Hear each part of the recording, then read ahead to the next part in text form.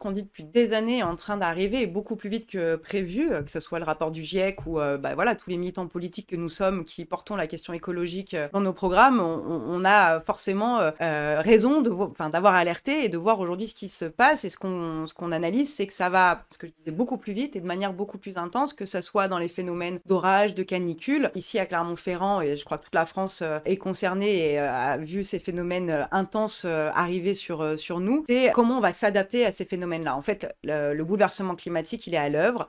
Maintenant, comment les pouvoirs publics, comment par les politiques publiques, on est capable de s'adapter, de faire en sorte de limiter les risques, donc de planifier en fait tout ce qui va être, ce que vont être les conséquences sur nos vies, sur notre santé. Et donc, pour ça, il faut des budgets. Il faut se bagarrer à l'Assemblée nationale pour qu'on arrête les reculs écologiques et surtout qu'on mette des budgets à la hauteur. Mais ça concerne par exemple les services de secours qui sont fortement mobilisés, comme cette semaine quand il y a des phénomènes climatiques aussi intenses et dangereux. Parce qu'on a vu au dernier budget, c'est des coupes budgétaires sur les pompiers, par exemple, sur leurs moyens, alors qu'on va avoir besoin de plus en plus d'humains pour aider les autres lors de ces phénomènes dangereux. C'est aussi donc planifier les risques, que ça soit sur la santé publique. Et il y a par exemple un truc intéressant, c'est qu'aujourd'hui on commence à comprendre que par exemple en cas d'orage, il y a des phénomènes qui arrivent et qui touchent les gens, c'est-à-dire par exemple l'asthme d'orage. Et ça c'est quelque chose que j'ai découvert personnellement il y a peu de temps, c'est de voir que ces phénomènes-là ont des conséquences aussi sur l'hôpital, parce que les urgences du coup sont saturées les soirs d'orage, non pas par des blessures mais par des crises d'asthme qui sont de plus en plus importantes. Donc on a besoin effectivement de planifier. Puis il y a une autre bataille à mon avis qui est essentielle, c'est la bataille culturelle sur la question écologique, parce que malheureusement, malgré l'intensification du bouleversement climatique, on a aussi un phénomène assez hallucinant, c'est les climato-sceptiques qui sont de plus en plus virulents, notamment sur les réseaux, et qui viennent contester en fait ce que nous sommes en train de vivre. Donc on a aussi une bataille pour expliquer qu'en fait, ce qui est en train de se passer aujourd'hui n'est pas normal. Ce n'est pas un été où il fait chaud, c'est un été où les degrés augmentent. Et par exemple, Clermont-Ferrand va faire partie des villes qui vont être les plus impactées par la hausse des températures d'ici 2100. Donc il y a urgence à mettre en place des politiques publiques qui vont protéger évidemment tous les habitants,